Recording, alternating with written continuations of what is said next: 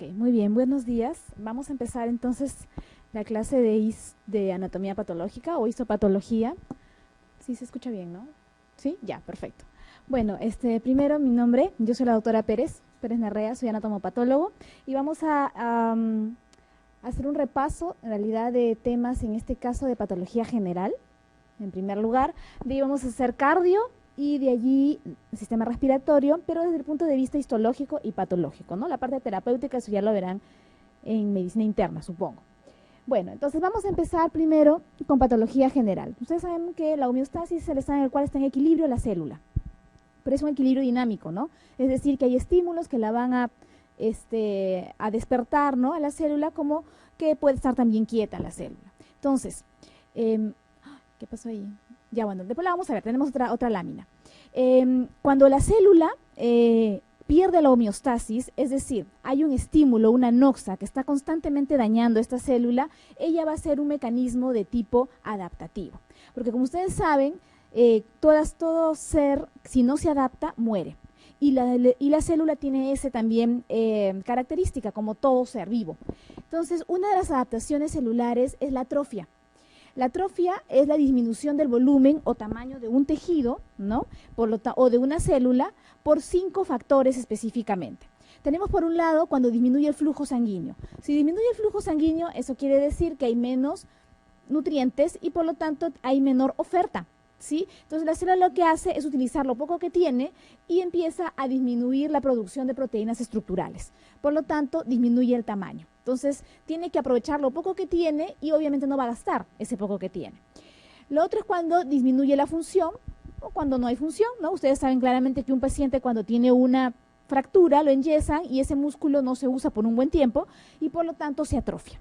Esto nuevamente empieza el ejercicio, ¿no? Le quitan el yeso, el paciente vuelve a caminar y recupera su estado normal. Otro es la inervación. Si tú denervas un tejido, también se atrofia. No hay un estímulo allí que permita que siga, que crezca. La deficiencia endocrina puede ser de tipo fisiológica o patológica, ¿no? Lo normal, lo fisiológico, es por ejemplo el endometrio, ¿no? El endometrio en cierta etapa del ciclo menstrual empieza a disminuir de tamaño y por estímulo más bien hormonal vuelve a crecer. Otro es la presión, que vendría a ser lo mismo que el flujo, ¿no? Un tumor, algo que esté presionando, presiona tanto el vaso como el nervio y eso genera atrofia. Y el envejecimiento también, esto es parte normal y fisiológico. Se supone que las adaptaciones deben volver a su estado normal porque es un mecanismo adaptativo. Se supone que la noxa disminuye o desaparece y vuelve a su estado normal. Bueno, de cierta forma sí, ¿no? Por ejemplo, en el paciente que tiene pues un yeso, pero en el envejecimiento ya no hay marcha atrás, o sea, eso sí es fisiológico. O sea, en este caso, algunas veces sí podría regresar, como que otras no. Bueno, acá tenemos la imagen clásica de un cardiomiocito, como ven aquí, y disminuye su tamaño en paso del envejecimiento, ¿no? Se llega a atrofiar. Otro ejemplo que hemos quedado y hemos dicho que era el endometrio, ¿no? El endometrio se va atrofiando, ¿no? Puede ser fisiológico, ¿no? Durante el envejecimiento también se llega a atrofiar el endometrio. Eso es normal. El número de glándulas disminuye, ¿no? Y obviamente el grosor del endometrio también va a disminuir. Durante el envejecimiento también se atrofia la corteza cerebral, que también es fisiológico, ¿no? Y entonces las circunvoluciones se vuelven más anchas. ¿Cómo es que llega a atrofiarse? ¿Qué mecanismos utiliza la célula? Hay 3. Un mecanismo molecular que es la vía de la ubiquitina proteasoma. Es una vía molecular que lo que hace es disminuir la producción de proteínas estructurales. Entonces disminuyen las proteínas, entonces todo esto de acá, las estructuras disminuyen de tamaño. La autofagia, también la célula empieza como a fagocitarse ella misma, ¿no? También es fisiológico y disminución de la actividad metabólica. Deja de producir sustancias o disminuir su actividad metabólica y eso genera atrofia. Ojo, no olvidar, porque cuando uno habla de adaptaciones, si ustedes leen el Robbins también, van a hablar una serie de términos que pueden confundirnos. La hipoplasia es un órgano o tejido que está mal desarrollado, pero desde el inicio, desde que nace la criatura. Ejemplo, la hipoplasia pulmonar. Ya entonces es congénito eso. La aplasia es el órgano que nunca se ha desarrollado. Estamos hablando embriológicamente, ¿no? Porque hay aplasia medular después, ¿no? Pero es por un problema, bueno, patológico. Pero embriológicamente es el órgano que nunca se ha desarrollado. La atresia es la imperforación de un órgano hueco. ¿no? La tritis esofágica, por ejemplo, que muchas veces está unido, se asocia con una fístula. Y la involución es la atrofia fisiológica de un órgano, tiene un nombre, ¿no? Involución. La atrofia, por ejemplo, del timo. El timo involuciona, ¿no? Ya ninguno de nosotros debe tener timo, o lo que hay son rezagos de algunas células por ahí, pero no es activo ya. El otro término es la hipertrofia, y acá voy a utilizar algunos personajes que creo que todos los conocemos, en el cual lo que ha aumentado es el tamaño del órgano o del tejido, pero porque la célula aumentó de tamaño, no porque aumentó de número, ¿ok? Eso es otra adaptación fisiológica. Pueden ser varios desencadenantes o factores que puedan producir una hipertrofia de la célula. Un desencadenante mecánico o un trófico. Entonces, ¿qué sucede? Acá tenemos una celulita y tienes estos tres estímulos. Un incremento de la fuerza, ¿no? O del trabajo que necesita la célula, un agonista, una sustancia que sea agonista para que la célula crezca, o un factor de crecimiento. Cualquiera de las tres están implicadas en el mecanismo de la hipertrofia. Esto va a producir unas señales dentro de la célula para que empiece a sintetizar mayor cantidad de proteínas estructurales. Esto es muy común en el músculo, como ven aquí, ¿no? El músculo esquelético tiene esa gran capacidad de hipertrofiarse. Entonces se traducen señales, se inducen genes, se sintetizan proteínas, bueno, y igualmente también se producen factores de crecimiento que ellas mismas van a autoestimular a la misma célula, ¿no? Como si fuese una estimulación autocrina. La hipertrofia puede ser de tipo fisiológica, como ven aquí, durante el embarazo. Este es un útero no grávido y este es obviamente ¿no? Posgravidez, ¿no? Tenemos el tamaño del útero relativamente mayor comparado con un útero no grávido, como ven acá también. ¿Cómo se vería histológicamente? Bueno, ustedes saben que el miometrio es el que se hipertrofia, porque es músculo liso. Entonces, el músculo liso tiende a aumentar de tamaño, no solamente el citoplasma y las células, sino las organelas y los núcleos. Todas las organelas aumentan de tamaño porque hay mayor producción de proteínas estructurales. Entonces acá vemos, recuerden que el músculo liso tiene una forma fusocelular como un huso, con un núcleo alargado, como ven aquí, o en habano, o sea, como si fuese un cigarro. Es más o menos así como lo describen, y se dan cuenta que acá hay pues un núcleo con su citoplasma, bien unidos, pegaditos, y ven en un músculo liso hipertrófico, el citoplasma es enorme, ¿no? Hay gran cantidad y eso obviamente va a generar mayor tamaño del tejido.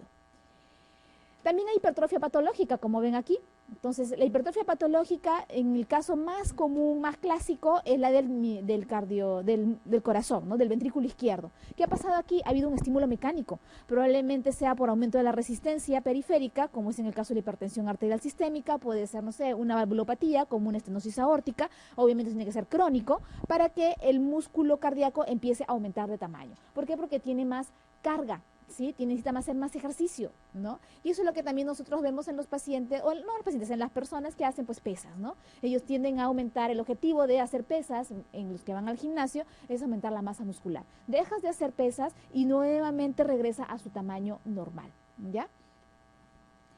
Entonces una pregunta sería, ¿el músculo esquelético solo se hipertrofia?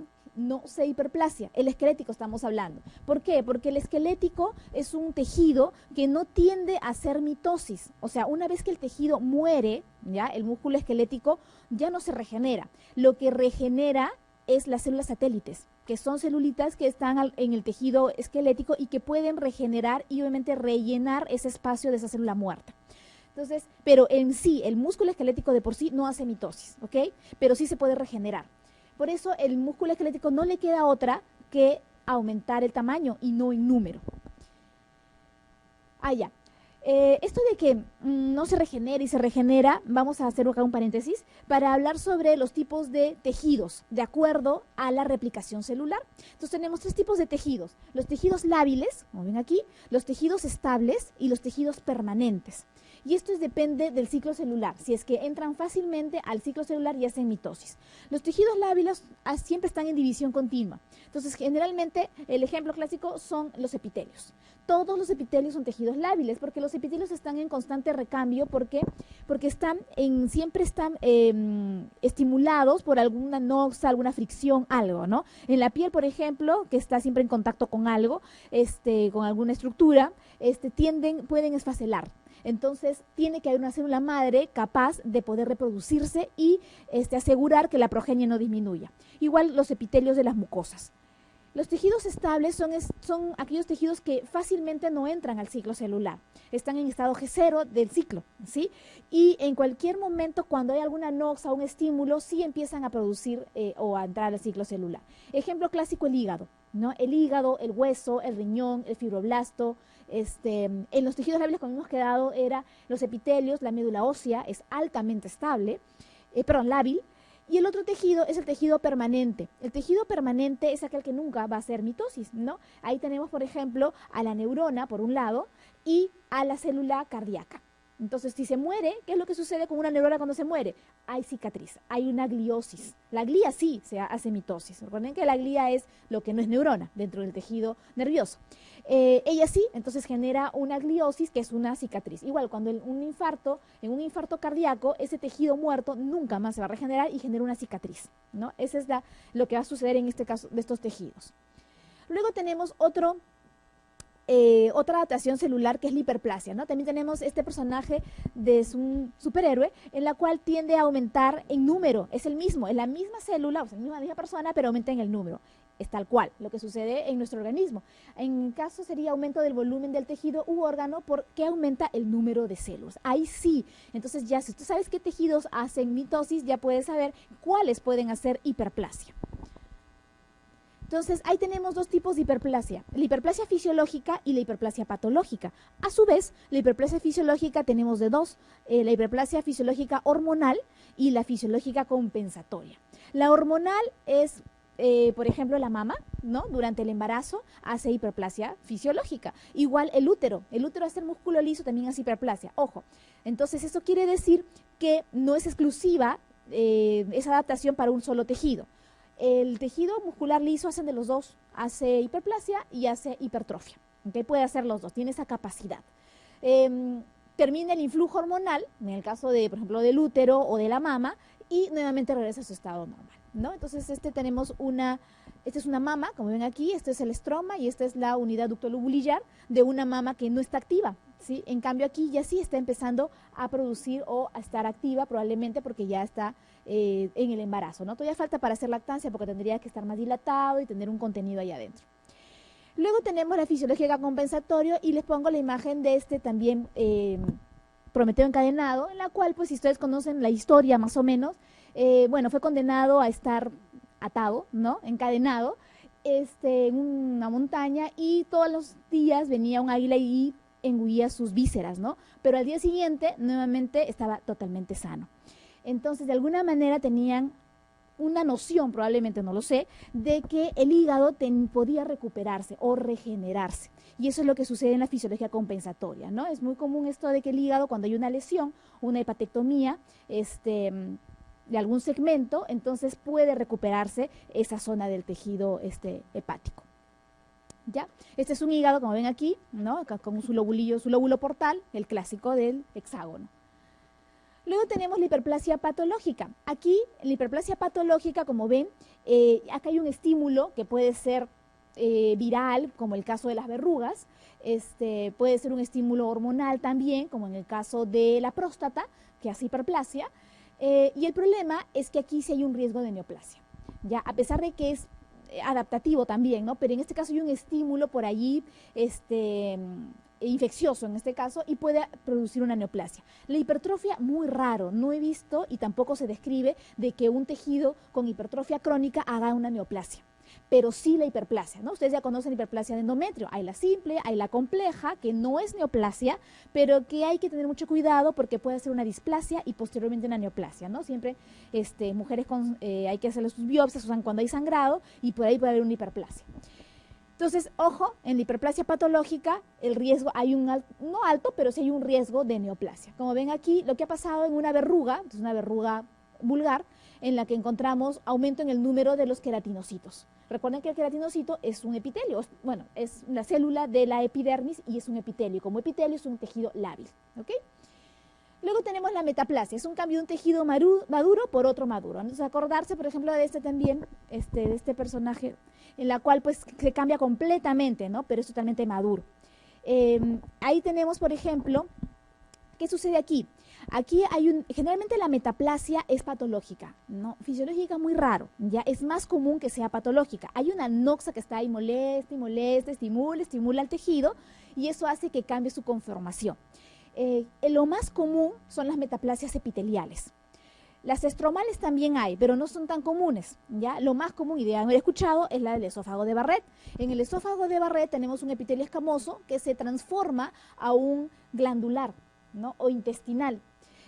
No es que el queratinocito maduro no diga, ok, yo como queratinocito maduro me voy a transformar, ¿no?, en una célula cilíndrica. No es tanto así, sino que es la célula madre, que es la indiferenciada, es la que se da cuenta de que hay un estímulo nocivo y ella es la que va a producir células hijas maduras, ¿no?, de tipo intestinal. Entonces hay una conformación, ¿no? Tienen esa capacidad las células basales de poder diferenciarse a otro tipo epitelial que sea mucho más resistente. El objetivo de la metaplasia es que ese tejido sea resistente o no muera, ¿sí?, por ese estímulo nocivo que está constantemente ahí en el tejido. La otra metaplasia que también es muy conocida es la metaplasia escamosa que se ve en la vía aérea, ¿sí? La vía aérea tiene un epitelio cilíndrico con cilios y se transforma a un escamoso.